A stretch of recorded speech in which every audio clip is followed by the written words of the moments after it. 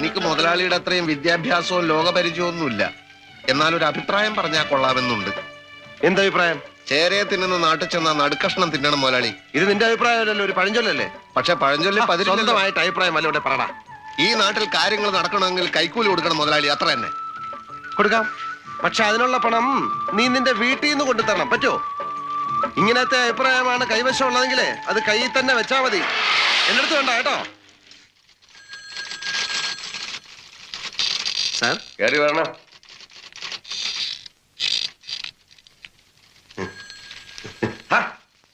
താനായിരുന്ന ഒരു ജോലി എടുക്കാൻ സമ്മതിക്കരുത്.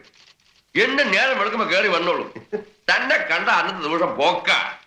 എന്ന് വെച്ചാൽ കുറെ കാലമായിട്ട് എന്റെ കാര്യം പോക്ക. ഈ പഞ്ചായത്തിൽ ഇന്ന് വരെ ഇത്രയും തമാശ പറയുന്ന ഒരു എക്സിക്യൂട്ടീവ് ഓഫീസർ ഉണ്ടായിട്ടില്ല. ആരാണോ തമാശ പറഞ്ഞത്?